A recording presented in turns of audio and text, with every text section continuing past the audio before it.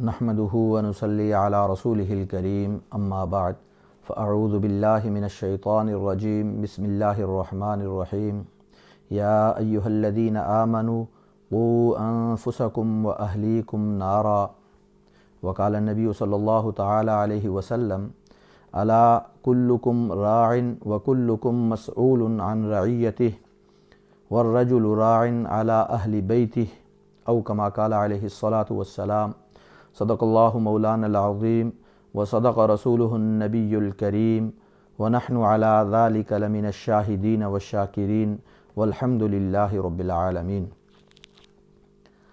اللہ تبارک و تعالی قرآن کریم کی اس آیت میں یہ فرما رہے ہیں کہ اپنے آپ کو اور اپنے گھر والوں کو جہنم کی آگ سے بچاؤ۔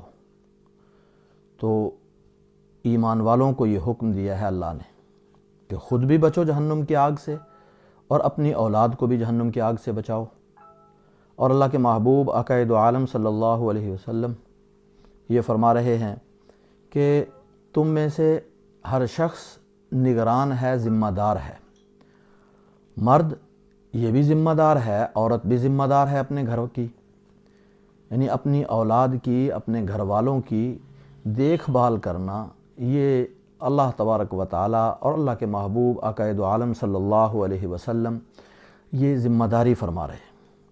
اور اگر ان کا خیال نہ رکھا گیا تو قیامت کے دن اللہ تبارک و تعالیٰ اس کا سوال کریں گے کہ تم نے اپنی اولاد کو، اپنے گھر والوں کو اچھے اخلاق کیوں نہیں سکھائے، ان کی تربیت کیوں نہیں کی، ان کی بہتری کے لیے، ان کے اخلاق کے لیے تم نے کیا کیا۔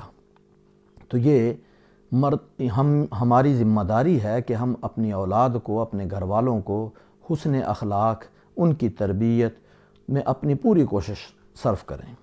اور اللہ کے محبوب آقا دو عالم صلی اللہ علیہ وسلم نے ایک حدیث پاک میں یہ فرمایا کہ کوئی شخص جو اپنی اولاد کو جو کچھ دے سکتا ہے اس میں سب سے بہترین چیز یہ ہے کہ وہ اس کو اچھے اخلاق سکھائے، اس کو ادب اچھا سکھلائے، حسن اخلاق سکھائے۔ سب سے بہترین چیز یہ ہے کہ اپنی اولاد کو جو کچھ دے سکتا ہے۔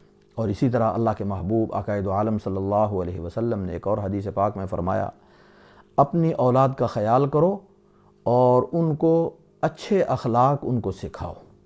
تو یہ حسن اخلاق، اولاد کی تربیت، یہ میری اور آپ کی ذمہ داری ہے، والدین کی ذمہ داری ہے کہ وہ اپنی اولاد کو اچھے اخلاق سکھائیں۔ یہ اولاد کو اچھے اخلاق سکھانے جب ضروری ہیں تو پھر مجھے اور آپ کو کیا کرنا چاہیے؟ ان میں سے سب سے پہلا کام یہ ہے، کچھ کام ایسے ہیں جو مرد اور عورت زوجین وہ ادا کریں، وہ اپنی زندگی میں ان کا خیال کریں تو پھر اولاد کی اچھی تربیت ہو سکتی ہے۔ ان میں سے سب سے پہلا کام یہ ہے کہ اپنی اولاد کے لیے دعا کریں۔ والدین اگر اپنی اولاد کے لیے دعا کریں گے تو اللہ کے محبوب آقا دو عالم صلی اللہ علیہ وسلم نے ارشاد فرمایا کہ کچھ دعائیں ایسی ہیں، 3 دعائیں آپ نے فرمائیں کہ ایسی ہیں کہ اللہ تبارک و تعالیٰ ان کو رد نہیں فرماتے۔ مظلوم کی دعا، مسافر کی دعا، ایک والد کی دعا اپنی اولاد کے حق میں۔ تو اگر والد اور والدین اپنی اولاد کے لیے دعا کریں تو اللہ تبارک و تعالیٰ اولاد کے حق میں کی ہوئی دعا رد نہیں فرماتے۔ تو اس لیے مجھے اور آپ کو سب سے اہم، سب سے پہلے، سب سے ضروری یہ ہے کہ اپنی اولاد کے لیے دعا کریں، دعا کا جتنا اہتمام ہو سکتا ہے وہ کریں۔ اور دعا میں اللہ تبارک و تعالیٰ نے قرآن کریم میں ایک دعا سکھلائی ہے، وہ ربنا ہب لنا من ازواجنا وذریاتنا قرۃ اعین واجعلنا للمتقین اماما۔ یہ دعا بہت زبردست اور جامع ہے۔ اس میں اللہ تبارک و تعالیٰ نے یہ فرمایا، یہ ہمیں سکھلا رہے ہیں کہ اے اللہ، اے ہمارے پروردگار، ہماری اولاد کو ہمارے لیے اور ہماری بیوی کو، گھر والوں کو ہمارے لیے آنکھوں کی ٹھنڈک بنا، یعنی ان کی طرف سے ہمیں کوئی تکلیف نہ پہنچے، وہ ہمارے لیے ایسے ہو جائے ہر اعتبار سے ہمیں ان کی طرف سے سکون پہنچے۔ تو یہ بہت جامع دعا ہے، یہی دعا مانگنی چاہیے۔ اس کے علاوہ اور بھی جو کچھ ہم مانگ سکتے ہیں اللہ تبارک و تعالیٰ سے کہ اللہ ہماری اولاد کے لیے یہ ترقی عطا فرما، یہ بہتری عطا فرما، دنیا کی خیر بھی مانگیے، آخرت کی خیر بھی مانگیے۔ جتنی زیادہ سے زیادہ انسان دعا کر سکتا ہے، والدین دعا کر سکتے ہیں، یہ دعا ایسی ہے کہ یہ کسی صورت میں رد تو ہوگی نہیں، تو اولاد کا بہرحال فائدہ ہی فائدہ ہے۔ اس لیے والدین کو اپنی اولاد کے لیے دعا زیادہ سے زیادہ کرنی چاہیے۔ اور دوسری بات یہ کہ اپنی اولاد کے بارے میں کبھی والدین کو بد دعا نہیں کرنی چاہیے۔ جیسے اولاد کے حق میں اللہ تبارک و تعالیٰ دعا جلدی قبول فرماتے ہیں، بد دعا بھی اسی طرح جلدی قبول ہوتی ہے۔ اس لیے کبھی بھی اپنی اولاد کے لیے انسان بسا اوقات جذبات میں آ کے، غصے میں آ کے، یا اس کو کوئی تھوڑی سی تکلیف پہنچے، اس کی تکلیف کی وجہ سے انسان بد دعا کر دیتا ہے۔ اس وقت تو وہ بد دعا کر دیتا ہے، لیکن ساری زندگی بعد میں پچھتاتا رہتا ہے۔ وہ اللہ تبارک و تعالیٰ اس کو قبول فرما لیتے ہیں۔ اس لیے کبھی بھی اپنی اولاد کے حق میں بد دعا کبھی نہیں کرنی چاہیے، اس سے بہر صورت بچنے کی کوشش کرنی چاہیے۔ اگر کوئی تکلیف پہنچے بھی تو پھر بھی اللہ سے یہ دعا کرو کہ یا اللہ اس کو سمجھ عطا فرما، اس کے لیے بہتری عطا فرما، اس کے لیے خیر عطا فرما، اس کے لیے دعا کرنی چاہیے، بد دعا نہیں کرنی چاہیے۔ ایک کام تو یہ۔ دوسرا کام یہ ہے کہ والدین، میاں بیوی، یہ دونوں اولاد کے سامنے عملی نمونہ ہوتے ہیں۔ والد اور والدہ اگر چاہتے ہیں کہ اپنی اولاد میں اچھے اخلاق پیدا کریں، اچھی صفات پیدا کریں، تو جو صفات، جو اخلاق اپنی اولاد کے اندر پیدا کرنا چاہتے ہیں وہ پہلے اپنے اندر پیدا کریں۔ اس لیے کہ انسان کی فطرت ہے، انسان کو جب کوئی بات کہی جائے تو اس سے اتنا اثر نہیں لیتا جتنا اثر وہ انسان کی عملی زندگی کو دیکھ کر، عملی نمونے کو دیکھ کر اس سے اثر لیتا ہے۔ اس لیے میں اور آپ اگر ہم اپنی عملی زندگی کے اندر اپنے اخلاق جتنے بہتر بنا سکتے ہیں، جتنے زیادہ سے زیادہ اچھے بنا سکتے ہیں، ان کو اچھے بنانے کی کوشش کرنی چاہیے۔ وہ جتنے اچھے ہوں گے، جتنے اعلیٰ اور جتنے عمدہ ہوں گے، وہی اخلاق، وہی عادات، وہی طبیعت اولاد میں منتقل ہوگی۔ ہوتا یہ ہے کہ ہم چاہتے تو یہ ہیں کہ ہماری اولاد اچھے اخلاق والی بنے، اس کی تربیت اچھی ہو، اخلاق اچھے ہوں، لیکن ہم اپنی زندگی بدلنے کے لیے تیار نہیں ہوتے۔ مثلاً کوئی شخص فون پہ پوچھ رہا ہے، گھر میں یہ شخص موجود ہے کہ آپ کہاں ہیں، اور فون میں اس کو جھوٹ بول رہا ہے، بتلا رہا ہے اس کو کہ میں فلاں جگہ ہوں، تو اولاد کے سامنے جب یہ جھوٹ بولے گا تو اولاد کے سامنے، بچوں کے سامنے، گھر والوں کے سامنے یہ احساس پیدا ہوگا کہ جھوٹ بولنا کوئی بڑی بات نہیں ہے، اس لیے وہ خود بولیں گے۔ جب عملی طور پہ میں اور آپ اولاد میں اچھے اخلاق پیدا کرنا چاہتے ہیں، ان میں سچائی پیدا کرنا چاہتے ہیں، اس میں بہتری پیدا کرنا چاہتے ہیں، تو اپنی زندگی کے اندر یہ اخلاق اچھے مجھے اور آپ کو پیدا کرنے چاہیے۔ اس لیے گھر میں بھی ہر اعتبار سے ہر وقت جو حسن اخلاق اپنی اولاد میں ہم چاہتے ہیں، اپنی زندگی کے اندر ان کو پیدا کرنے کی کوشش کریں۔ تیسری چیز یہ ہے کہ میاں بیوی، گھر والے زوجین دونوں اپنی زندگی میں حرام سے بچیں۔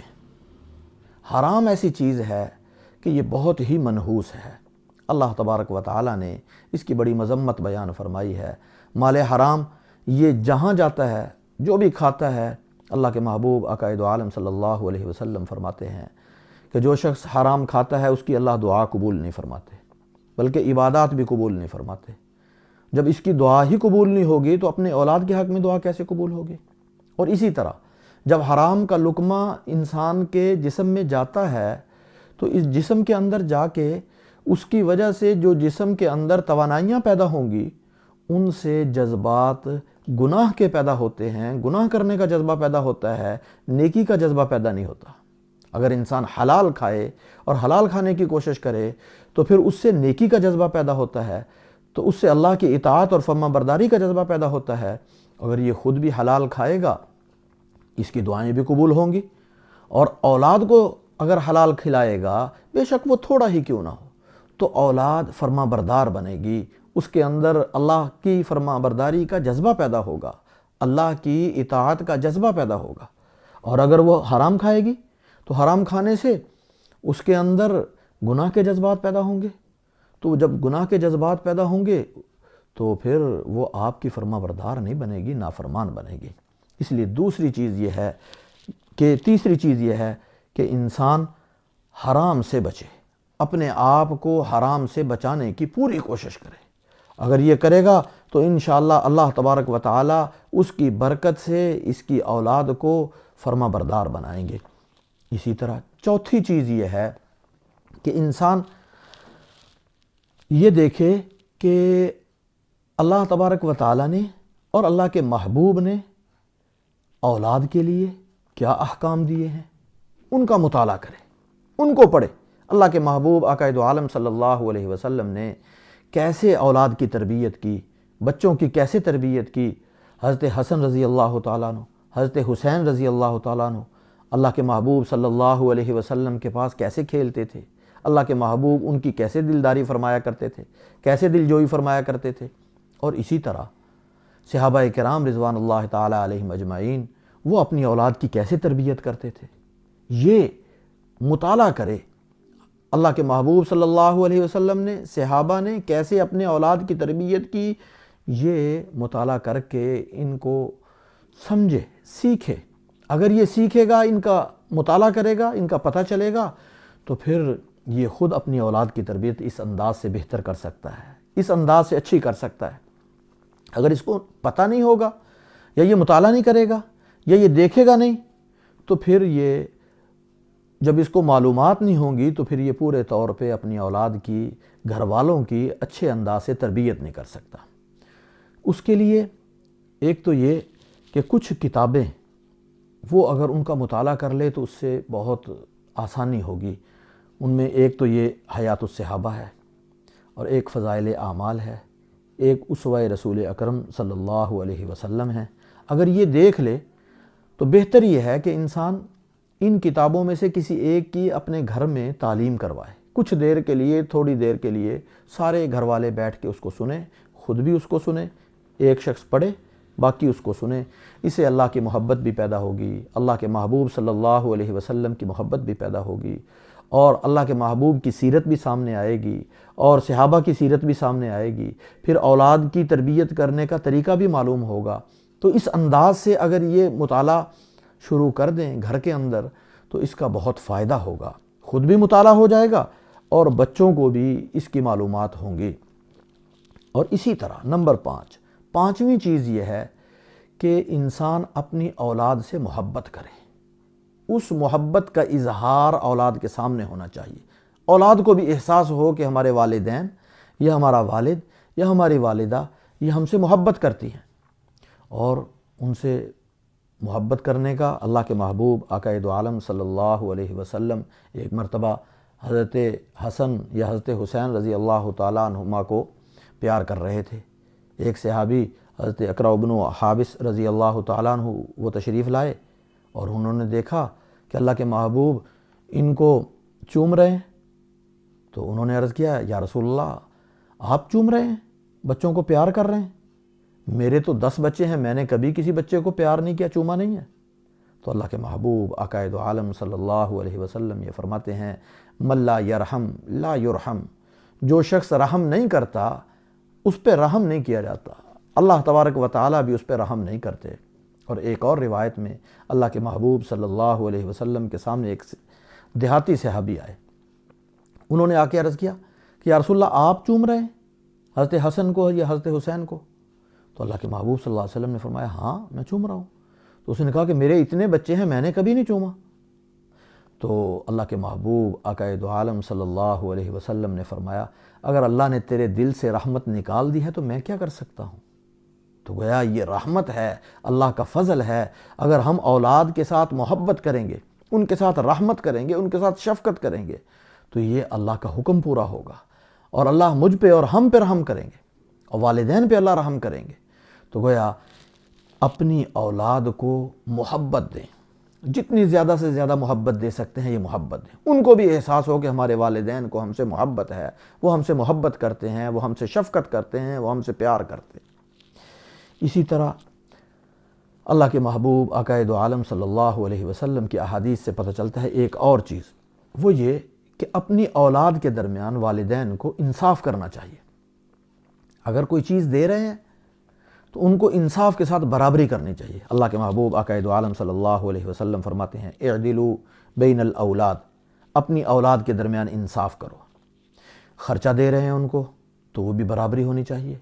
کسی خاص وجہ سے کسی کے اخراجات اگر ایک کے زیادہ ہیں یا کوئی اور خاص وجہ ہے تو اس وجہ سے تو اس کو زیادہ دیا جا سکتا ہے، لیکن ایسے کسی ایک کو دوسرے پر ترجیح دے دینی بغیر کسی وجہ کے، یہ ٹھیک نہیں ہے۔ اس سے اللہ کے محبوب صلی اللہ علیہ وسلم نے منع فرمایا ہے، بیٹوں کو بھی بیٹیوں کو بھی۔ اسی طرح اخراجات میں اللہ نے جتنی وسعت دی ہے، جس معاملے میں بھی ان کو کچھ دینا ہے یا تنبیہ کرنی ہے، اس میں بھی جس کی جتنی غلطی ہو، اگر دونوں کی غلطی برابر ہے تو برابر تنبیہ ہونی چاہیے۔ یہ نہیں کسی ایک کو ڈانٹتے رہنا، دوسرے کو کچھ نہ کہنا، یا کسی ایک کو کچھ دے دینا دوسرے کو بالکل کچھ نہ دینا، یہ انصاف نہیں ہے۔ اللہ کے محبوب صلی اللہ علیہ وسلم یہ فرما رہے ہیں کہ اولاد کے درمیان انصاف ہونا چاہیے۔ تو یہ کام تو میاں بیوی کے کرنے کے ہیں، زوجین کے کرنے کے ہیں کہ وہ اپنی اولاد کو اگر انہوں نے تربیت کرنی ہے تو یہ اپنے اندر یہ اوصاف پیدا کریں۔ پھر اولاد کے لیے کیا کرنا چاہیے؟ ان میں گھر کے اندر رہتے ہوئے سب سے بہتر یہ ہے کہ اگر مل جل کے باہمی مشاورت سے ایک گھر کا نظام الاوقات بن جائے، وہ نظام الاوقات ایسا ہو کہ سارے کے سارے اس پر عمل کریں۔ اس میں مشاورت سے کئی چیزیں شامل کی جا سکتی ہیں، لیکن میں مثال کے طور پہ عرض کرتا ہوں۔ ان میں ایک تو یہ ہو کہ نماز سب نے وقت پہ پابندی سے پڑھنی ہے اور ہر روز قرآن کریم کی تلاوت کرنی ہے۔ وہ مشاورت سے طے ہو جائے، بے شک ایک پاؤ ہو، آدھا پارہ ہو، جتنا بھی آسانی سے سارے پڑھ سکیں۔ اور اسی طرح صبح کو اٹھنے کا یہ وقت سب کے لیے ہے، اس وقت سب نے اٹھ جانا ہے، فجر کی نماز پڑھنی ہے۔ اور اسی طرح ہر شخص کو یہ ذمہ دار بنایا جائے کہ تم اپنی چیزوں کے، اپنے کمرے کے تم ذمہ دار ہو۔ اپنے کپڑے نکالنے ہیں تو اس کی جگہ متعین ہے، وہاں ہونے چاہیے۔ صبح جانے سے پہلے، اسکول جانے سے پہلے، مدرسہ جانے سے پہلے اپنا سامان، اپنے کپڑے رات کو تیار کر کے خود سنبھال کے آپ نے خود رکھنے ہیں۔ ہر ایک کو اس کا ذمہ دار بنایا جائے، اس نظام الاوقات میں اس کو شامل کیا جائے۔ اور اسی طرح سب کو یہ پابند بنایا جائے، اس نظام الاوقات میں یہ لکھ دیا جائے کہ سب نے ایک دوسرے کو جو بلانا ہے احترام سے بلانا ہے، برائے مہربانی۔ یہ بڑوں کو ادب سے، احترام سے، جو بڑا ہے اس کو بھائی جان یا جو بہن ہے آپی، ان کو احترام دیں، عزت دیں۔ ایک دوسرے کے ساتھ اگر بات چیت کرنی ہے تو احترام اور عزت سے بات چیت کرنی ہے۔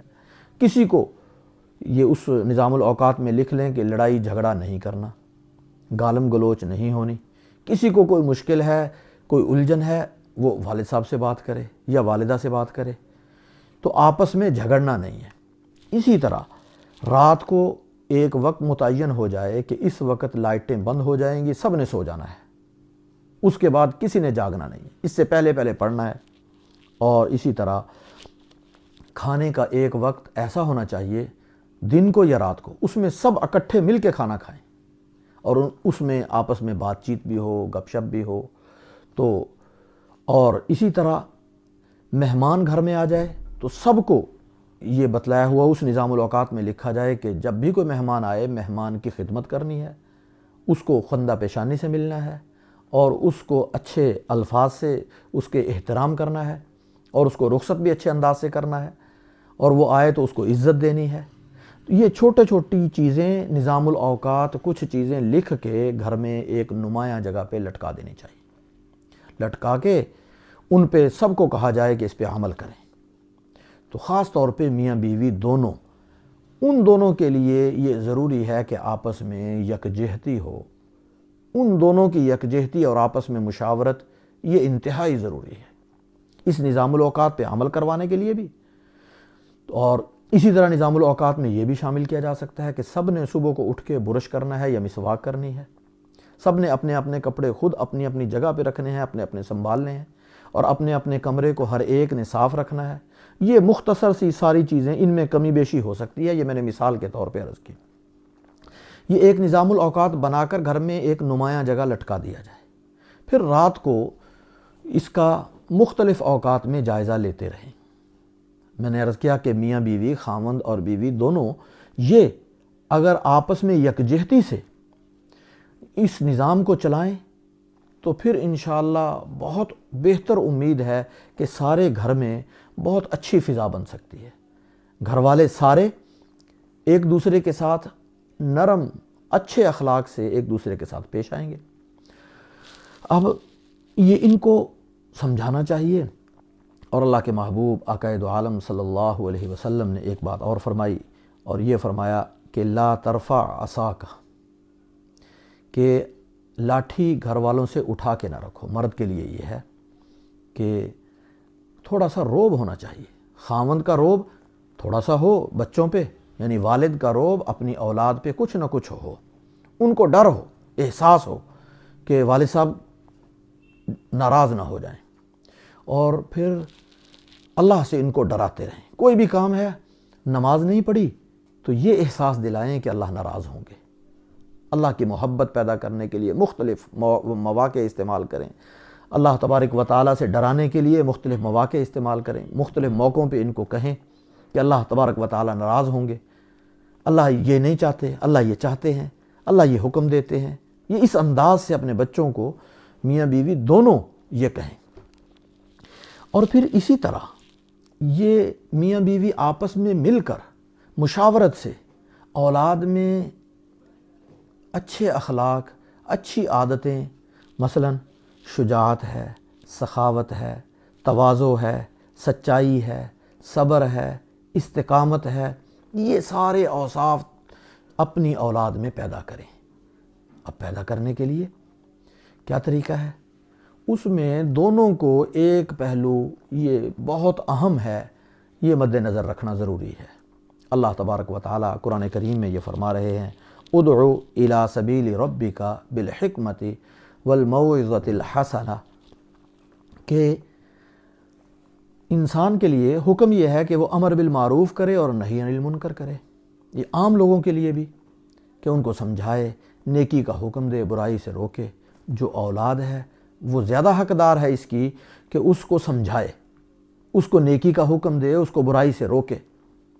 اور اولاد اس لیے کہ اس کا اولاد اللہ تبارک و تعالیٰ نے اس کو ذمہ دار بھی بنایا ہے، اور پھر خود قرآن کریم میں حکم بھی یہ ارشاد فرمایا ہے کہ اپنے آپ کو بھی بچاؤ، اپنی اولاد کو بھی بچاؤ جہنم کے آگ سے. تو اس لیے یہ اوصاف پیدا کرنے کے لیے مرد اور عورت کو یہ سوچنا چاہیے کہ ہم اللہ کے اس حکم کو پورا کرنے لگے ہیں، امر بالمعروف اور نہی عن المنکر. اور یہ کرنا کیسے ہے؟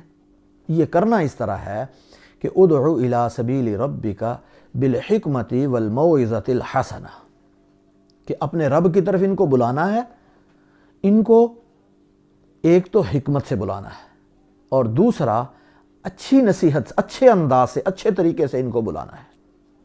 تو یہ امر بالمعروف اور نہی عن المنکر، ان میں نیکیاں پیدا کرنا ہے، برائیوں سے ان کو روکنا ہے.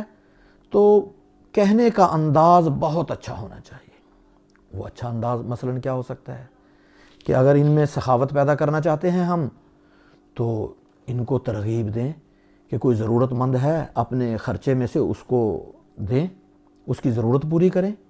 مثال کے طور پہ کسی جگہ مسلمانوں پہ کوئی تکلیف آئی ہوئی ہے، کسی جگہ سیلاب آ گیا ہے، کوئی اور آفت آ گئی ہے، مصیبت آ گئی ہے، وہاں خرچ کرنے کی ضرورت ہے. ان سے ان کے خرچے میں سے کچھ پیسے لے کے ادھر دیں. بے شک ان کو الگ سے کچھ پیسے پھر دے دیں ان کو، لیکن ان کو خود خرچ کرنے سے یہ فائدہ ہوگا کہ طبیعت میں خرچ کرنے کی عادت پڑے گی. اسی طرح اور چیزیں ہیں، چھوٹی چھوٹی چیزیں، وہ ان کے ہاتھوں سے کروانے سے خود ان کو عادت پڑے گی. تو یہ کریں گے. جب یہ کریں گے تو آہستہ آہستہ ان میں یہ عادتیں پیدا ہوں گی. تو ان میں پیدا کرنے کے لیے ان کو ترغیب بھی دیں اور ان کے ہاتھوں سے کام کروائیں. اور اگر یہ کوئی کام اچھا کریں، کسی کے ساتھ نرمی سے بات کریں، محبت سے بات کریں، اور کسی معاملے میں صبر کریں، کسی جگہ سخاوت کریں، کوئی بھی جتنی عادتیں ہیں یا نظام الاوقات کے کاموں میں سے کوئی کام ہے، اگر یہ کام کریں تو ان کی حوصلہ افزائی کرو، تعریف کرو، ماشاءاللہ آپ نے بہت اچھا کام کیا، یہ کام آپ نے بہت دل خوش کر دیا، یہ آپ نے بہت اچھا کیا. تو ان کی حوصلہ افزائی کرو. اور بعض موقعوں پہ نظام الاوقات پہ عمل کرنے کے لیے یہ بھی کیا جا سکتا ہے کہ ہفتے کے بعد، 10 دن کے بعد، 15 دن کے بعد یہ کیا جائے کہ جس نے زیادہ بہتر طریقے سے نظام الاوقات پر عمل کیا تو اس کو انعام ملے گا، تو اس میں بھی انعام دیا جا سکتا ہے۔ اور اسی طرح زبان سے حوصلہ افزائی، تو کسی خوبی کی، کوئی بھی خوبی اس کے اندر ہو، کوئی بھی اچھا کام کوئی بھی کرے، تو اس اچھے کام کرنے کے بعد اس کی حوصلہ افزائی ضرور کریں، زبان سے اس کی حوصلہ افزائی کریں کہ ماشاءاللہ آپ نے بہت اچھا کیا، آپ نے میرا دل خوش کر دیا، آپ نے بہت اچھا کیا۔ یہ کام ایسا ہے کہ حوصلہ افزائی اور اس کی ہمت بڑھانا یہ بہت انسان کے لیے مفید ہے، بہت مفید ہے۔ بسا اوقات بچے کے اندر، طبیعت کے اندر سستی ہوتی ہے، کام نہیں کرتا، لیکن والدین کی حوصلہ افزائی کی وجہ سے وہ کام میں لگ جاتا ہے۔ ایک دفعہ حوصلہ افزائی کریں، 2 دفعہ حوصلہ افزائی کریں، 3 دفعہ، جتنی زیادہ سے زیادہ حوصلہ افزائی کر سکتے ہیں کریں۔ ایک کام تو یہ اپنی اولاد کو حوصلہ افزائی کے ساتھ آگے بڑھائیں، ان کے اندر یہ خوبیاں، یہ اچھائیاں پیدا کریں۔ اب اگر ان کو کبھی تنبیہ کی ضرورت ہو تو تنبیہ بھی کرنی ہے۔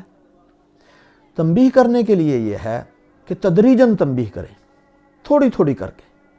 تنبیہ کرنے میں ایک تو یہ کہ جتنی کی ضرورت ہو اتنی کریں۔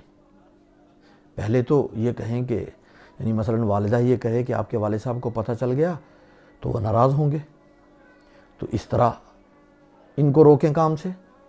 اور اگر والد صاحب کو پتہ چل گیا تو وہ بھی ان کو روکنے کے لیے پہلے مرحلے پہ ہی سخت سزا نہ دیں، بہت ہلکی، بہت آہستہ، پہلے آنکھیں ہی دکھائیں۔ اگر اس سے کام چلتا ہے تو اس سے کام چلائیں، اگر اس سے کام نہیں چلتا تو پھر زبان سے کوئی جملہ کہیں۔ اور یہ یاد رکھیں، اولاد کو جب تنبیہ کرنی ہو کبھی کسی کے سامنے اس کو ڈانٹے نہیں، کسی کے سامنے اس کو ذلیل نہ کریں، اپنی اولاد کی غلطی دوسروں کو نہ بتلائیں کبھی بھی۔ اگر تنبیہ کرنی ہے، بات سمجھانی ہے، تو اس کے لیے سب سے بہتر یہ ہے کہ جب اس کی غلطی آپ نے دیکھی تو اس وقت آپ برداشت کر کے نظر انداز کر دو۔ اس وقت آپ کو بھی غصہ ہے اور اس غصے میں ضرورت سے زیادہ تنبیہ ہو جائے گی، زیادہ سزا مل جائے گی۔ اس لیے تنبیہ کرنے کے لیے جب غلطی ہوئی ہے اس وقت کرنا مناسب نہیں ہے، وہ وقت ٹلا دو، کسی اور وقت جتنی غلطی ہے اس غلطی کے حساب سے مصنوعی غصہ پیدا کرو اپنے، وہ مصنوعی غصہ پیدا کر کے ان کو سمجھاؤ۔ جب مصنوعی غصہ پیدا کر کے سمجھاؤ گے تو پھر اعتدال باقی رہے گا، پھر جتنی کی ضرورت ہے اتنا غصہ استعمال کیا جائے گا۔ اگر عین اس وقت جس وقت اس نے غلطی کی ہے اس وقت آپ کو غصہ زیادہ آ رہا ہے، اگر آپ اسی وقت غصے کو استعمال کر رہے ہیں تو ضرورت سے زیادہ غصہ استعمال ہو جائے گا، اور اس وقت کسی اور کے سامنے بھی اس کے ساتھ اس کی تذلیل ہو جائے گی۔ اس موقع کو ٹلا دو، اس موقع کو ٹلانے کے بعد کسی اور موقع پر اس کو مصنوعی غصے کے ساتھ سمجھاؤ۔ پھر بلکہ بہتر یہ ہے کہ اولاد کو جب کوئی بات سمجھانی ہو ایسا وقت آپ اس کا انتخاب کریں کہ جس وقت وہ آپ کی بات سننے کے لیے تیار ہو، اس وقت بات کریں۔ جب وہ مصروف ہو، کھیل میں لگا ہوا ہو، کوئی کام کر رہا ہو، یا اپنے موبائل میں لگا ہوا ہے، یا کچھ اور مصروفیت میں لگا ہوا ہو، اس وقت بات کرنا مفید نہیں ہوتی۔ جب وہ آپ کی بات سننے کے لیے تیار ہے، مثلا آپ گاڑی میں کہیں سفر کر رہے ہیں، جا رہے ہیں، بیٹی آپ سے سوال کر رہی ہے کہ یہ کیا ہے، یہ کیا ہے، یہ کیا ہے، آپ سے دلچسپی سے آپ سے باتیں کر رہی ہیں، تو جس وقت دلچسپی سے آپ سے باتیں کر رہے ہیں اس وقت ان کو وہ بات سمجھاؤ کہ بیٹا فلاں موقع پر دیکھو آپ نے وہ غلطی کی تھی، ایسے کام کرنا مناسب نہیں ہوتا۔ تو یہ اگر کہہ دیں گے تو امید ہے کہ انشاءاللہ وہ سمجھے گا، وہ قدر کرے گا۔ تو گویا بات کہنے کے لیے مناسب موقع ہونا چاہیے، مناسب موقع پہ بات کہنی چاہیے، اور اس کو بات کہتے ہوئے اپنا مصنوعی غصہ استعمال کریں۔ جس وقت حقیقی غصہ آ رہا ہو اس وقت بات کو ٹلا دیں۔ ایک تو یہ، اور دوسرا یہ کہ جب بات آپ نے کہہ دی، تنبیہ کر دی، تنبیہ کرنے کے بعد بار بار اس غلطی کا دہرانا نہیں چاہیے، بار بار اس غلطی کو بچے کے سامنے دہرانا بھی نہیں چاہیے، اس کو زچ بھی نہیں کرنا چاہیے، اس کو شرمندہ بھی نہیں کرنا چاہیے، اور اس کی غلطی کسی دوسرے آدمی کے سامنے ذکر بھی نہیں کرنی چاہیے۔ تو تنہائی میں اسے سمجھائیں، پیار سے سمجھائیں، محبت سے سمجھائیں، اور اس کے ساتھ ساتھ ایک چیز اور ہے، جب انسان بچے کو کوئی بات سمجھا رہا ہوتا ہے اس وقت یہ فکر ہوتی ہے، یہ احساس ہوتی ہے کہ میں نے ابھی بات سمجھائی اور فوراً ہی وہ عمل کر لے، یہ غلطی ہوتی ہے۔ جب آپ نے بات سمجھا دی، سمجھا دینے کے بعد آپ کو جلدی اس کے نتیجے کا انتظار نہیں کرنا چاہیے۔ جلدی اگر نتیجے کا انتظار کریں گے تو آپ کوئی اور غلطی کر بیٹھیں گے، بچے کو پھر کہیں گے، زج کریں گے، یہ زج کرنا مناسب نہیں ہے۔ اس کو مناسب طریقے سے سمجھائیں، تنبیہ کریں اور اس کو موقع دیں۔ اس لیے کہ اللہ تبارک و تعالیٰ بھی اللہ کے محبوب عقائد عالم صلی اللہ علیہ وسلم کو ارشاد فرماتے ہیں کہ اللہ کے نبی صلی اللہ علیہ وسلم جب لوگوں کو سمجھا رہے ہیں، دعوت دے رہے ہیں، دعوت دیتے ہوئے اللہ تبارک و تعالیٰ یہ فرما رہے ہیں کہ آپ اپنے آپ کو ہلاک کر لیں گے، کہ یہ اگر ہدایت پر نہیں آ رہے تو اپنے آپ کو آپ ہلاک کر لیں گے، تو آپ کو ایسے نہیں کرنا چاہیے، اتنا زیادہ غم نہیں کرنا چاہیے۔ تو گویا جب ہم بچے کو سمجھا رہے ہیں تو سمجھانے کے بعد ایک تو ہم یہ سوچیں کہ ہم نے اللہ کا حکم پورا کر دیا، امر بالمعروف تھا یا نہی عن المنکر تھی، وہ ہم نے کر دی، اس کے کرنے کے بعد ہم بری الذمہ۔ لیکن ہر ایک کی چاہت ہوتی ہے، خواہش ہوتی ہے، والدین کی چاہت بھی یہ ہوتی ہے، خواہش ہی ہوتی ہے کہ میری اولاد اس بری عادت سے رک جائے، اس برے کام سے رک جائے۔ تو اس کے لیے یہ ہے کہ اس کے لیے دعا کرو جتنی زیادہ سے زیادہ ہو سکتی ہے، اور کسی اور موقع پہ اور انداز سے سمجھانے کی کوشش کرو، اور موقع پہ اور انداز سے بات کو سمجھانے کی کوشش کرو، اور اللہ سے دعا کرو، اور اللہ کی رحمت سے امید ہے کہ کی ہوئی دعا ضائع نہیں ہوگی۔ ایک تو یہ کہ اپنی طرف سے یہ بری الذمہ ہو جائے گا اللہ کے اس حکم کو پورا کر کے، یعنی امر بالمعروف اور نہی عن المنکر کو پورا کر کے یہ بری الذمہ ہو گیا۔ جب یہ بری الذمہ ہو گیا ہے اللہ کے اس حکم کو پورا کر کے، پھر اگر وہ نہیں سمجھ رہا تو پھر انشاءاللہ امید ہے کہ اللہ تبارک و تعالیٰ اس کی رہنمائی فرمائیں گے اور اس کی اصلاح فرمائیں گے۔ تو مایوس کبھی نہیں ہونا چاہیے۔ مایوس جب انسان ہو جاتا ہے تو مایوس ہو کر پھر اور غلطیاں کرتا ہے۔ تو اللہ تبارک و تعالیٰ ہمیں عمل کرنے کی توفیق عطا فرمائے۔ وآخر دعوانا الحمدللہ۔